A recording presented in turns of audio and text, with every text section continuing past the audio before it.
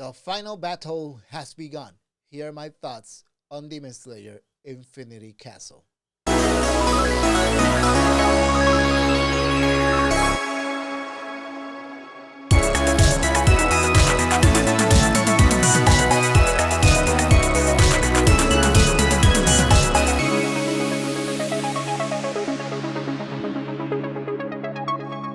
Hello, everybody. Welcome back to Beyond Stuff's Reviews. The name is Brian Chever, and today I'm going to be talking about Demon Slayer Infinity Castle.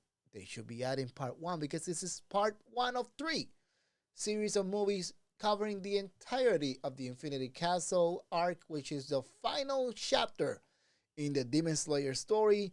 This movie takes Tanjiro, Zenitsu, Inosuke, and the Hachira into the Infinity Castle to fight off against Musan and his army of demons. Now, this movie, I love the series of Demon Slayer. I have fond memories of watching the first movie, which was Mugen Train. I remember getting my second shot and then going into the movie theater. And before going into watching the movie, quite literally finished off Darling in the France back then. Not a good combination, guys. I left that day an emotional mess. I love the Demon Slayer anime. I love these characters. I love this world. I have enjoyed watching the anime. I kind of took a pause with the anime when in the Swordsmith Village arc because my two favorite characters, Zenitsu and Inosuke, took a backseat in that story. And I kind of took a little too long of a pause, and I saw many people walking out of the movie, out of the Infinity Castle movie, having a fun time. I was in New York. AMC was promoting the shit out of that movie in Times Squares, so I took myself the chance to catch up into the Demon Slayer anime before the and I do it and I did it on time, in record time. I went fresh into watching the Infinity Castle, and I have to say, I enjoyed the anime series, and I enjoy this movie for the most part. I mean, the action and the visuals of this movie were top notch. It was fantastic, and I enjoyed this movie for the most part. But one of my biggest problems with this movie, and for those of you who watch the anime series, you guys know that whenever Tanjiro and the team fight a demon and they finish off a demon, we get a little bit of a backstory of each demons to understand their motivations behind what they were doing back then and why they turned into a demon in the first place and all that. And that is something that works in the anime, in the TV aspect of things. And in this movie, it works for most of the time except the last 30 minutes of this movie. Why do I say that? Because we get to have a little bit of back and forth inside this movie, getting understanding some of the characters' motivations. One of the key things that happen in this movie regarding Zenitsu, we see something that happens, some message that Zenitsu receives during the last episode of the anime, and we see that that thing play out in this movie, and it was fantastic. Zenitsu is the MVP certainly of this movie, but we get a return of a demon in this movie that showed up in Mugen Train. And we finally get to see the battle of that demon against Tanjiro and the Water Hachira, Tomioka. And then the battle happens, and then the movie goes to a complete halt to tell the backstory of that demon.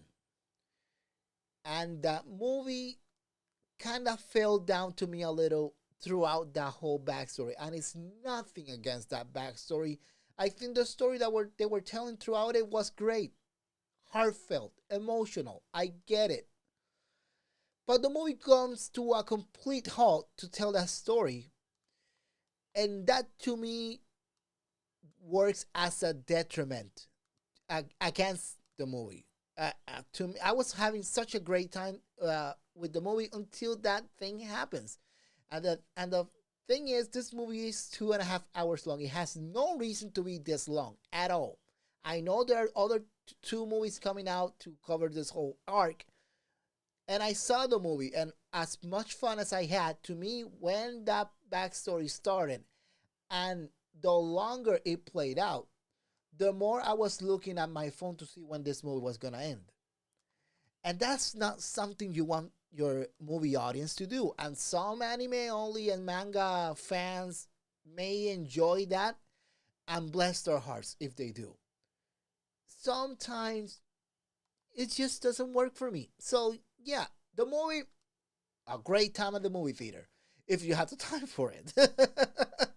But yeah, to me, Demon Slayer Infinity Castle Part 1 is a solid 4 out of 5. I wish I would have loved this movie a little more. Again, Zenitsu was the MVP in this movie. I wish we had a little more Inosuke though.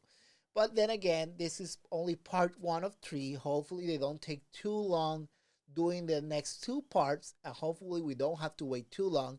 But hopefully one of the notes that the people behind the movie take is, let's work on the pacing a little better, because the backstory of that demon kind of took a chunk out of my enjoyment in the movie. Is it a great movie? Yes, for the fans of Demon Slayer, it's a great movie. It's a visually stunning movie, and the music, mwah, chef's kiss. But kind of bothers me when things, after such a big and fast-paced thing going on in the movie, it comes into a complete half at the third act of the movie, and that kind of bothered me. So hopefully they don't make that mistake again. We'll see.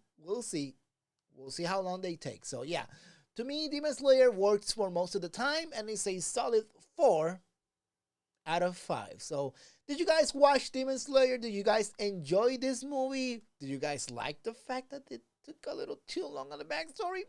Let me know in the comment sections down below, and I'll be seeing you guys next time.